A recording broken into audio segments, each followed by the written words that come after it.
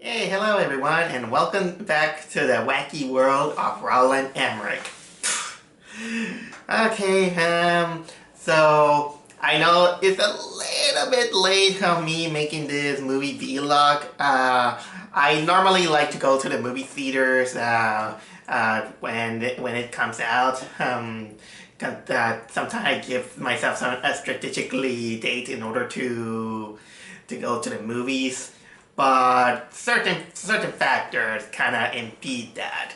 And I'm not gonna go so much into details, but I will say this, that lately it's getting cold here. I mean, no surprise, it's winter, and well, I'm also very careful because February is my least favorite month of the year.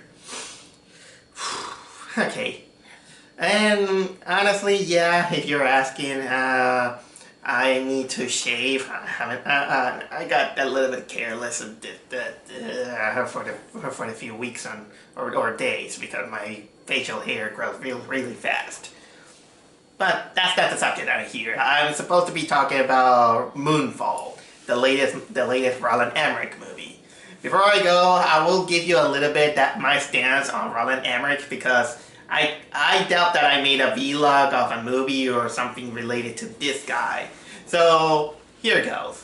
Roland Emmerich, I find myself kind in a position to say that he is basically one of those directors that is kind of a little bit of my guilty pleasure.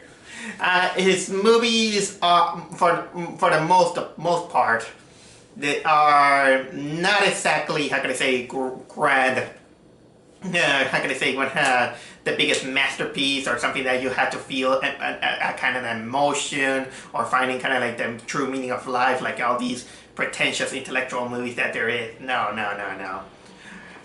Roland Emmerich, he actually made a name of himself on making some of a lot of those mindless disaster films that some of you might even recognize. I mean, he gave us Independence Day, he gave us The Day After Tomorrow, 10,000 BC, he gave us 2012, and also well, I wanted to, as much as I don't want it to remember, but it still exists, it gave us Scylla. Yes, by the way, I'm one of those guys that I refuse to acknowledge that movie as Godzilla. So it'll make you clear. You get this clear thing. But in almost every single movie, you're gonna see some key elements about this guy's way of movie making. First of all, it always has to come with a big worldwide disaster, or that either be from aliens or from a force of nature or the apocalypse. but whatever he wants, but it always comes to disasters. He wants to. It's always about, watching buildings being sunk by tsunamis, or being frozen by winter, or being destroyed. So that's technically it. And there's always, because of some scientific stuff that is pure nonsense, or sometimes it has, the big bad military doing stupid stuff. There's also the eccentric scientist that no one listens, but he's always right. And there's also the very piss-poor written family dynamic, that you don't care for the character, but he tries so hard in order to create this emotional character arc involving families, but it fails in it. Although not every time. Actually, this is most of his recent one. Independence Day kind of comes a little bit close to that. Although I do enjoy, and honestly, Independence Day, it still holds up to this day.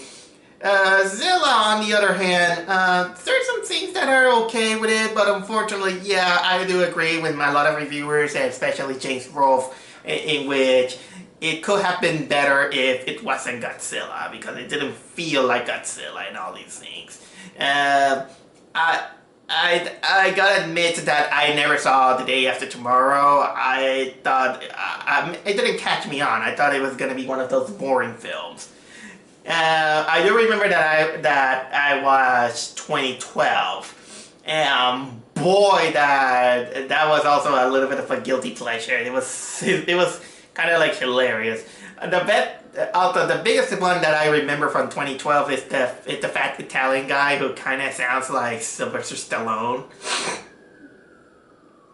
And honestly, I do remember that this movie 2012 was kind of a little bit of a big deal, at least from where I was, because, well, it was during those moments sorry about the ambulance, and during that time, people were expecting the end of the world because of the Incan Mayan calendar. So, but still, Roland Emmerich, thanks for making all these crazy movies that people trying to survive a disaster that is right between them.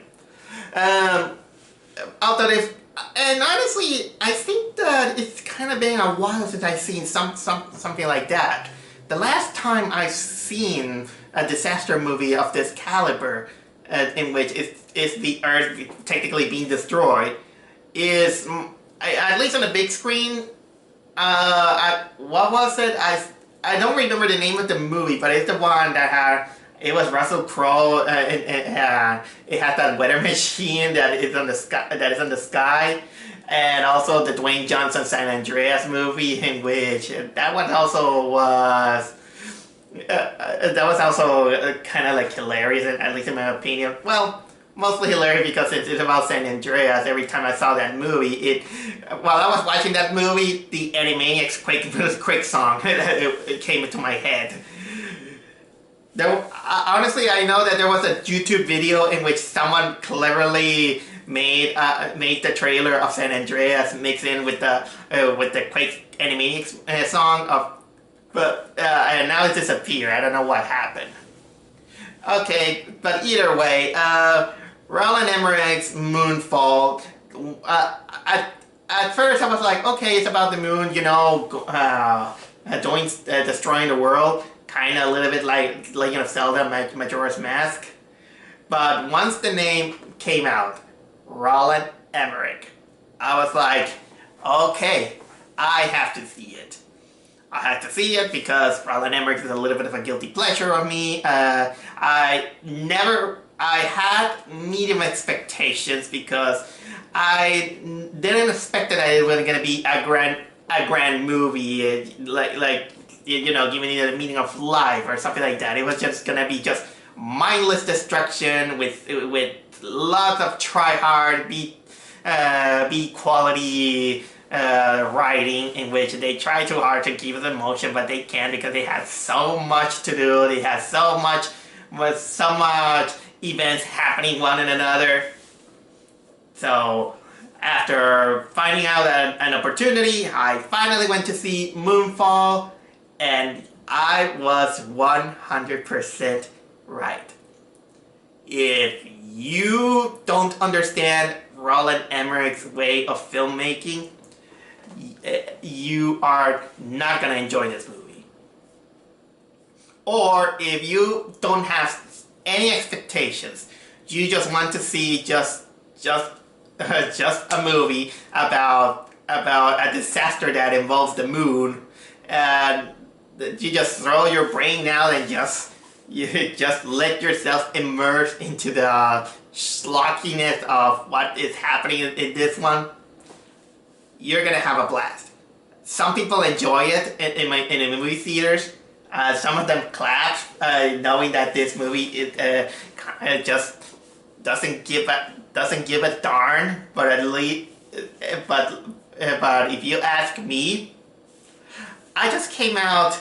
Well, let's put it that way. While I was watching the movie, I was trying to watch it intelligently, and I can see all the problems that Roland Emmerich do. And I counted it is there You can even make a bingo game out of it. All the Roland Emerich systems that you can find in this one.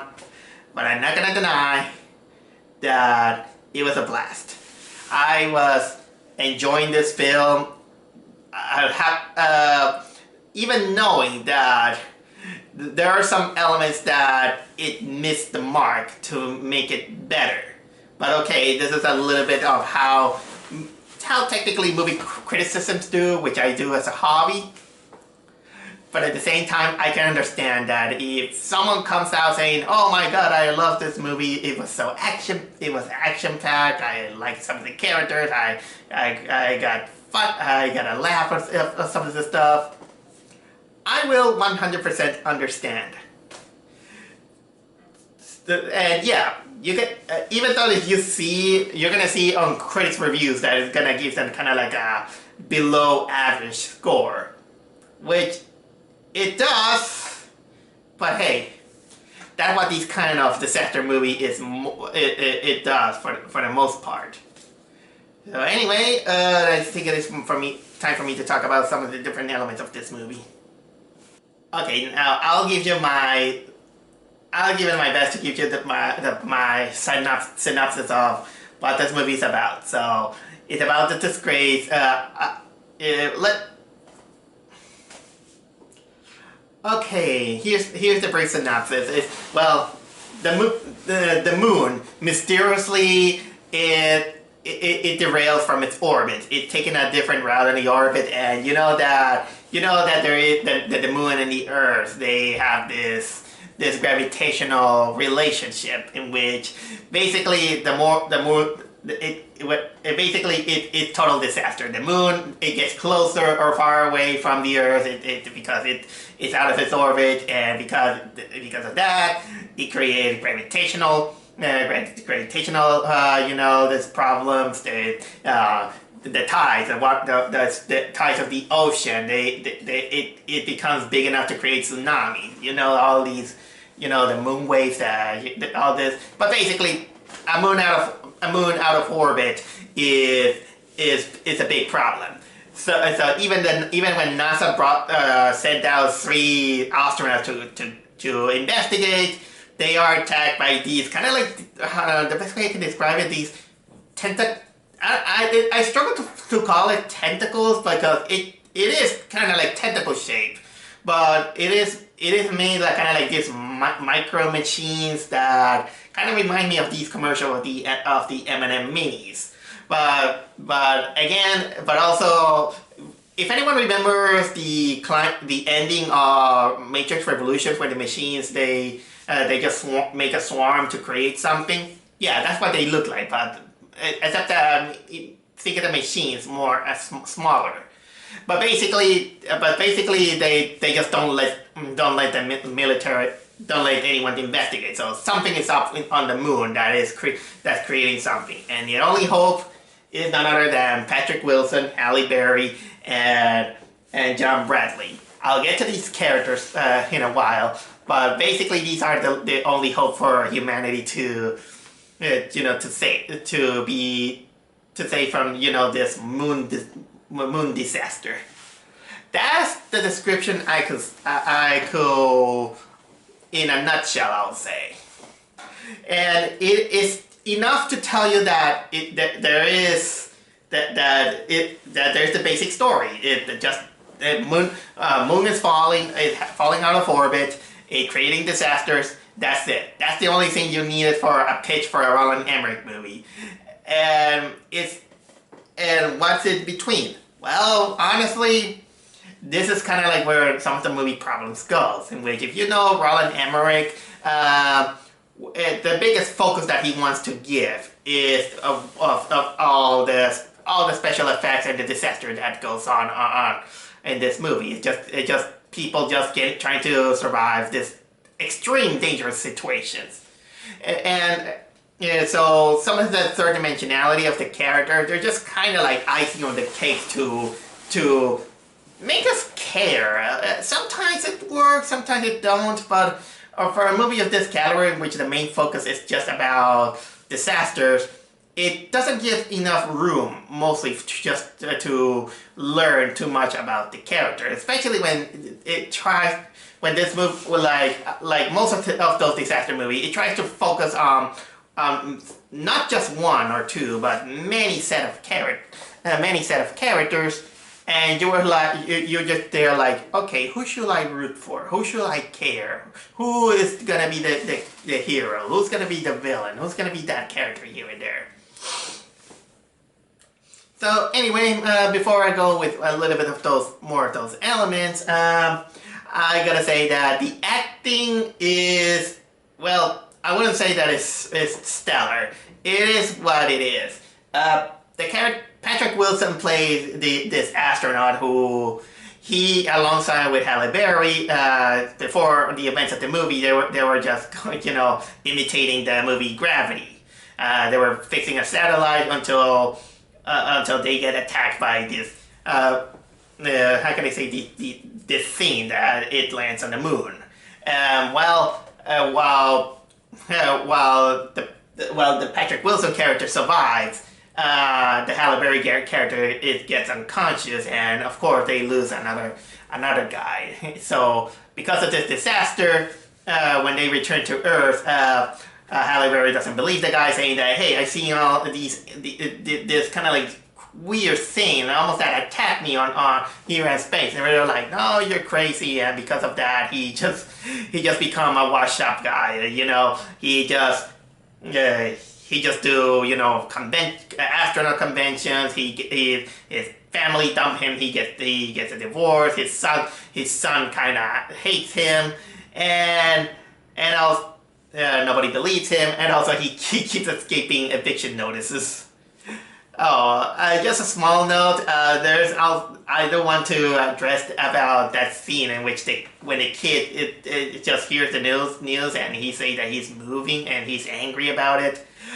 The kid made something that actually kind of made me a little bit angry, because it's a typical cliche, which, well, it's not necessarily offensive, but I'm getting a little bit tired of that joke. In which the kid just say, why do I have to move? And just then the kid just screams, I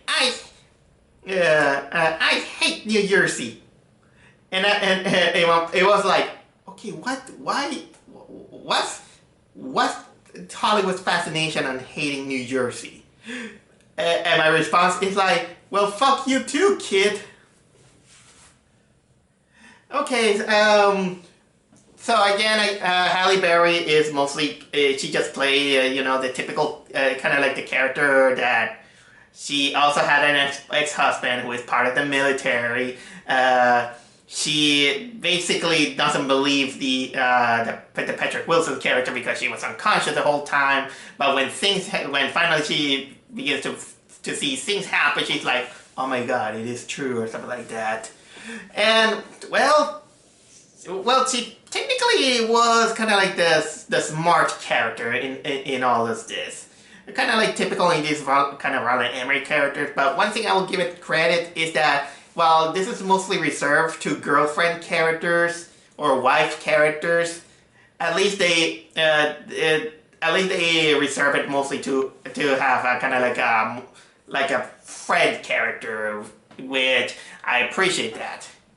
The other character is John Bradley, playing the conspiracy series character who is kind of acting like the comic relief, and while he's kind of like a little bit likable, at the same time I was like rolling my head because this character was a little bit more annoying than it needed to be. The best way I can describe it is kind of like a new version of trying to be Wayne. What was it? You know what? The name escaped me, but it's the guy with the glasses on from Space Jam.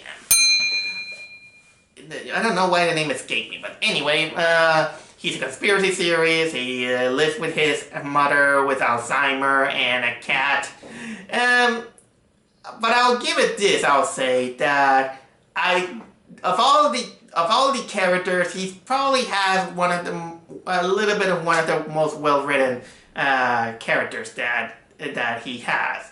It's something that makes you a little bit more sympathetic, but in my head it's like, okay, he can be a little bit annoying until I will admit that he does something that then later I gave him a little bit more of respect to that character.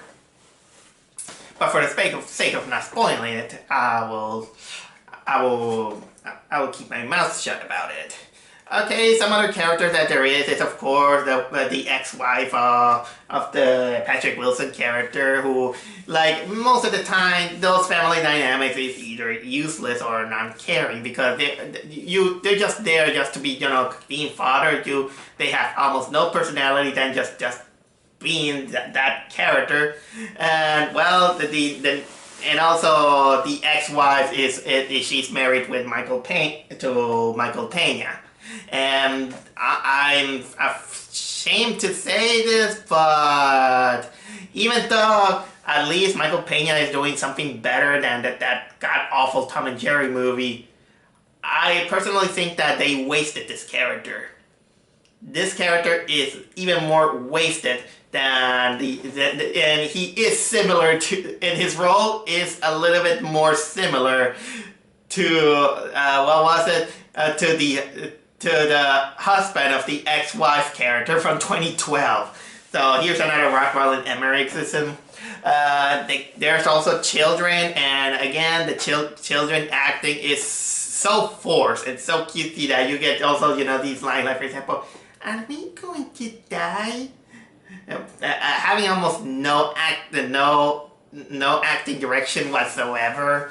What else there is? There also the guy who is the husband of the Halle Berry characters. He's kind of like the chief of the military, and also another trope of the military is that the first solution that they want to do with this moon problem is to nuke the moon. And in my head it's like, okay, you trigger happies, how's this gonna solve anything? And besides, it's just think it scientifically.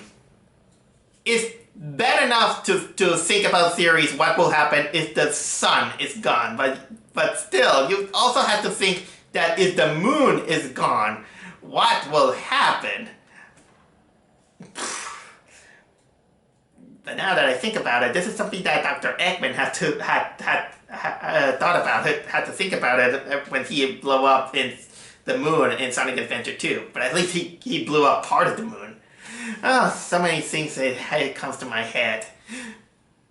So anyway, these are basically some of the characters. Oh, I forgot to mention. There's also the son character. He's played by Charlie. He's played by Charlie Plummer, and this is another one that I wish that they could have written this character a little bit better, because we see him, you know, as a kid, you know, he hates living in New Jersey, and then of course it starts out with him being arrested of drugs, and while he has kind of like this rocky relationship with the father because he feels ashamed that the father is technically disgraced from the NASA and all these things. They wanted to make us feel for the kids, but they immediately go to the jury court and saying that, and just by exposition, they begin to say that this kid he's a good kid, he just made a mistake and all these things. But I was like, look at him, look at his hair, he does look like a convict. So basically, it's just with exposition that they have want us to believe that this kid is a good kid or something like that, but he didn't show us. He didn't. The biggest thing that we know about this kid is that he just hated going to New Jersey.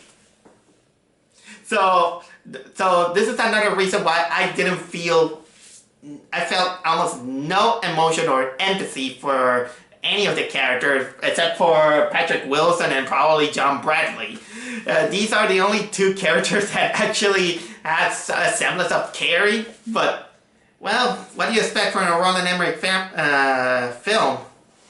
Time for me to talk about the cinematography, in which if you saw the Roland Emmerich movies, it's obvious that you're gonna see some, well, very entertaining and interesting sights when it's about cities being destroyed or the planet Earth. The CGI, it looks really good. You get a sensation of wow when you watch the destructions, the explosions. It's almost like, I will say that Roland Emmerich is technically the Michael Bay of natural disasters, in which you just go there and just enjoy the fireworks. That's pretty much the best way I can describe his cinematography. And the CGI, for the most part, it looks good. There are some obvious moments, but I was too distracted to tell you that, okay, there's a bad CGI or something like that, here's a bad green screen. I usually struggle to pinpoint these kind of things. And well, again, there's also some shots from space which I like.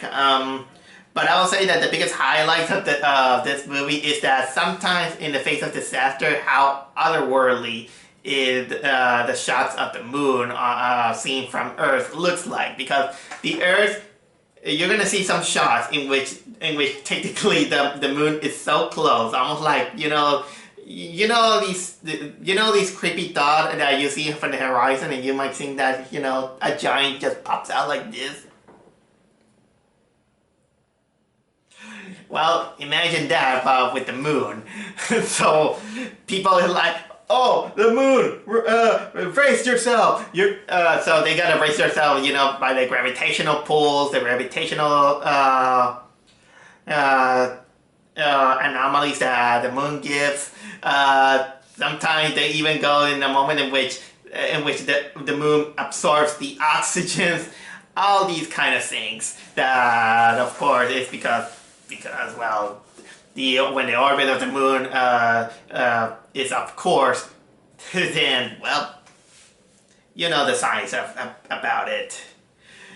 And, well, that's pretty much I have to say about the cinematography.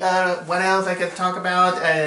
Story elements. I don't remember if I just talk about some. Again, this is basically a bingo card of all the elements that you find in these kind of movies of disaster. Like, for example, the military, the only solution is to nuke everything that they can.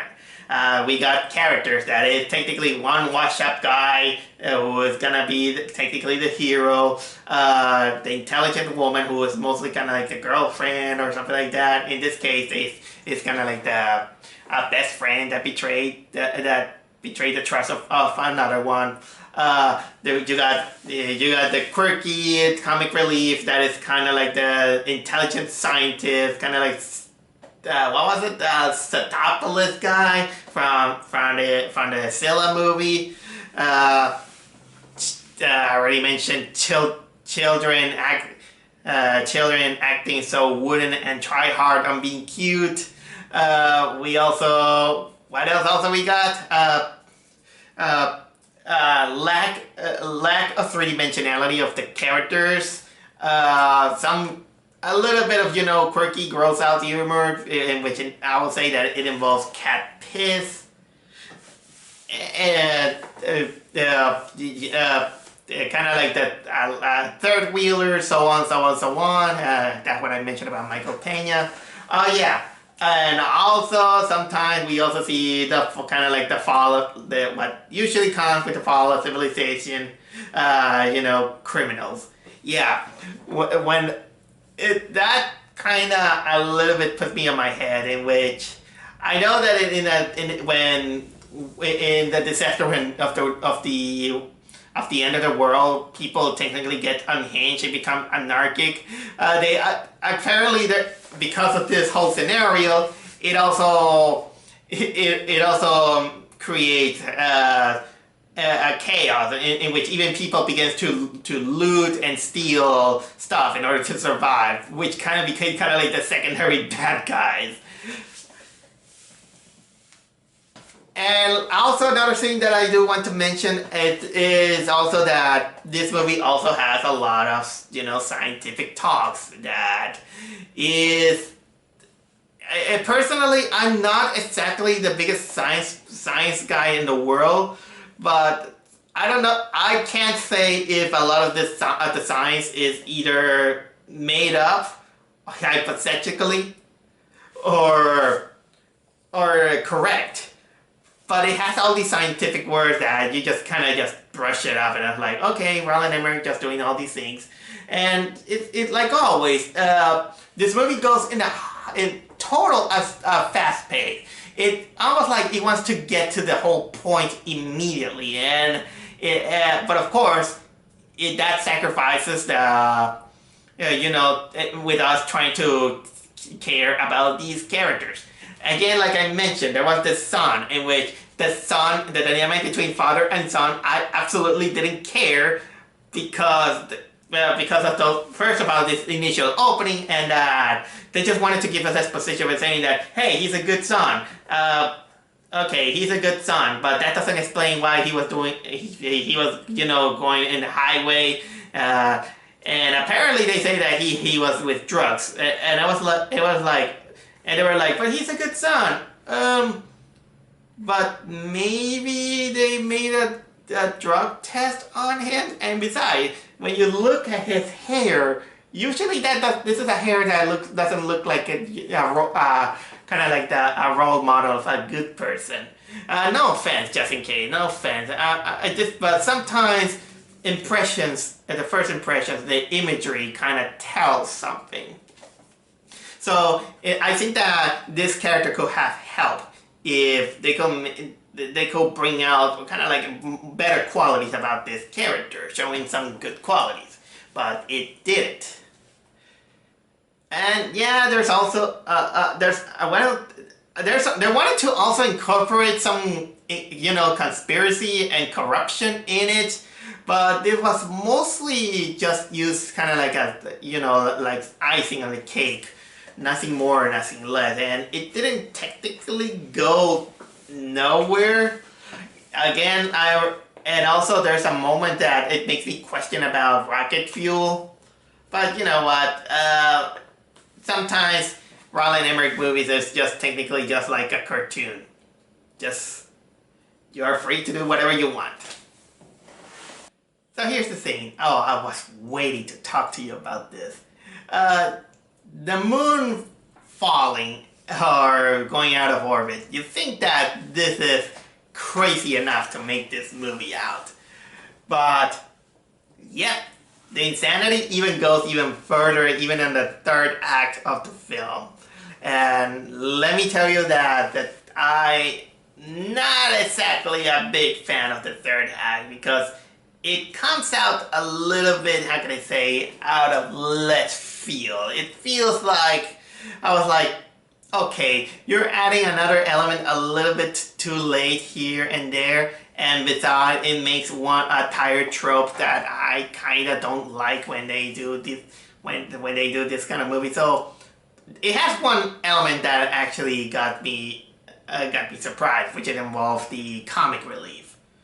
But when you get to that moment, I was like, okay, I can buy it, I could buy it, but something inside me, as someone who watched many movies over my many years of my life, I was like, okay, I've seen this enough, but something makes me feel a little bit disappointed.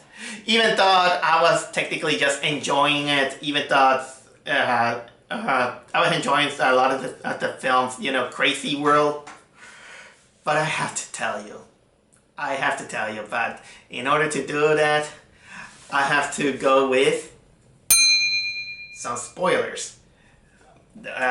So, yeah, I have to tell you that in order to reveal, it has to do with the revelation of the whole moon going off orbit and all these things. And I didn't want to, you know, spoil it until I put this warning. But bear with me. The revelation, it's so stupid that it's both hilarious but at the same time disappointing. It was like, okay, you just make this up in the last minute. Probably Roland Emerich just didn't know how to end it, so he just got whatever he thought he had in mind and everything. So here goes. The biggest reason why the moon was going off orbit is because inside the moon is an alien colony. Yes, there is this alien colony inside the moon that we don't know. But here's the thing. Even our main, what was it, the John Bradley character, he kind of gets it because he's kind of like the crazy comic relief, guy. Man, that at first I was buying, you know, seeing, you know, all this technology here and there, and yeah, we have these you know, this nanomachines making things. I was you know, trying to kill them. But here's something that I didn't mention because I didn't want it to spoil too much, is that the biggest reason why they attack people is because they are attracted to technology. They are attracted to electronics. Whenever they, but not just electronics. When they find but electronics, how can I say, connected with biology or some sentient person like me, they attack. This is the reason why our heroes, they even had to get from the museum these old school space shuttle in order to go to space without the use of technology or electronics. I mean electronics. So they go there, you know, with this, you know, using their own nuke in order to destroy the core of the moon, because they think that they have to destroy whatever that thing is. And guess what? That's not exactly the crazy part. The crazy part that happens is that they almost, our three main protagonists almost get killed by this black jumble of nanomachines. And then our protagonist, Patrick Wilson, he apparently goes into this white space with, he sees, you know, his younger son. In which, then it comes the stupid part. These aliens, they begin to say that, okay, we just scan your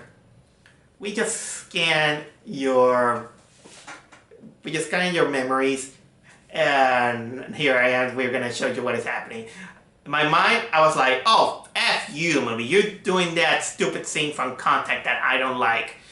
And I understand and I was disappointed by this mostly because this is basically an excuse to not show us the aliens. That I don't like. I don't like when they don't show us what we wanted to see. You had the opportunity to show aliens, but they give us, you know, this excuse of saying that, oh, we can transform, you know, in something palpable, you know, memories or something like that. It's just like that South Park episode. You know, when South Park get canceled and the kids they get captured by the aliens, and the alien comes in the shape of Randy. He's like, well, so you won't be scared, I took that shape. And the kids are like, no, dude, that's totally stupid. Don't do that. So yeah, I kind of agree that they shouldn't have done that, and I was disappointed. But then the explanation gets even crazier by telling us that these aliens, they were basically ancient civilization of humanity, that they had harmony, no wars, no conflict, anything. They just they just became they were so peaceful that they began to depend on artificial intelligence.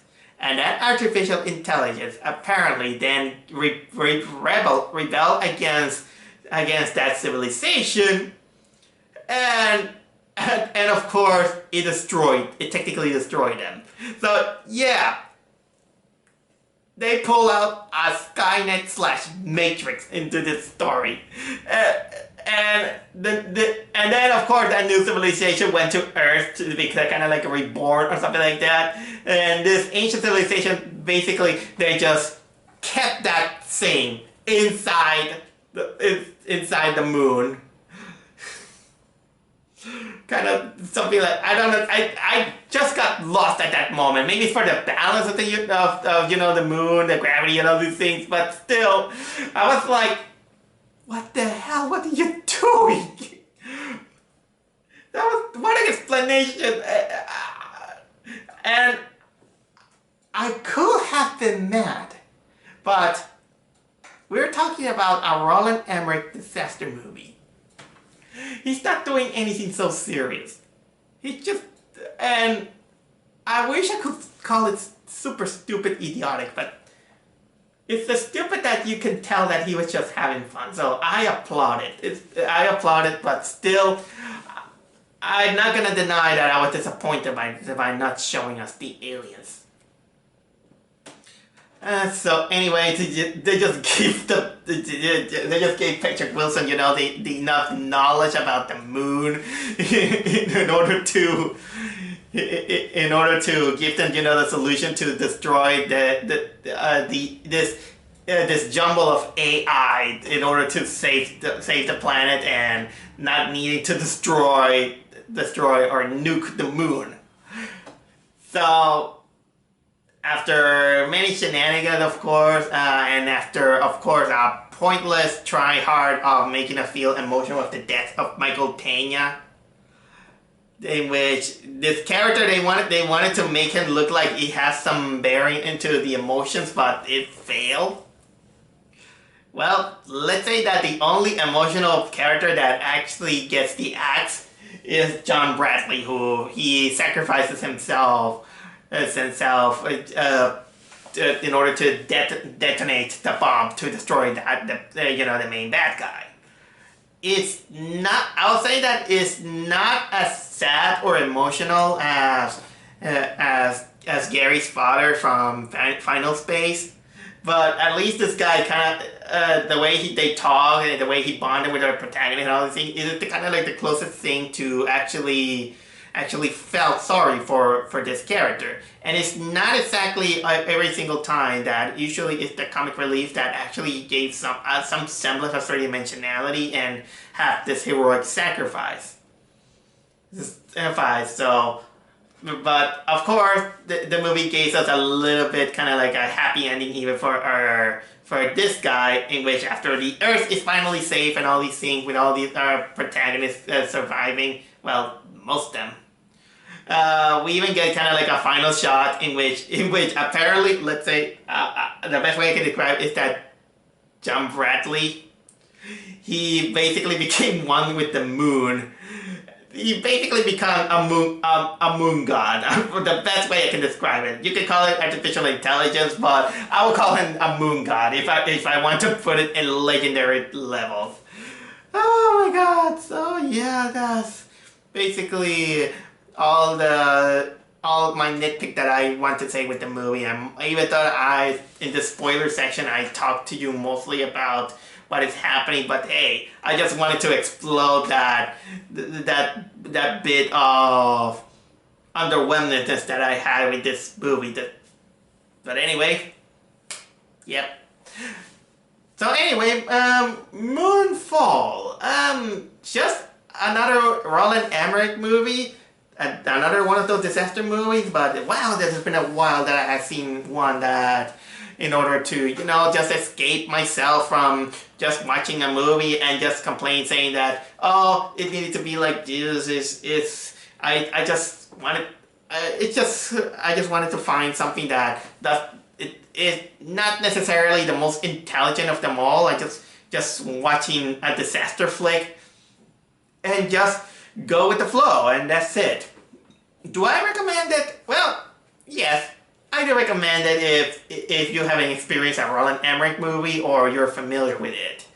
If you don't like it, I can understand it. It's not exactly the best and the most original of all the Roland Emmerich films. Most of the pacing and most of the stuff, it does feel similar, in my opinion, to 2012. But either way, with something that is about the moon going out of orbit, it's something that it's not something that you see every day. It's not every year that you see an Emmerich film. And boy, that I was having such a guilty pleasure on this film. So that's all I have to say about this. So, oh, I forgot to mention. Did I forget to mention that this movie has this the lights playing Africa? That song. And that's all I have to say. So it's nighttime. So good night moon. Good night stars. Let's just hope that the moon doesn't fall over your head.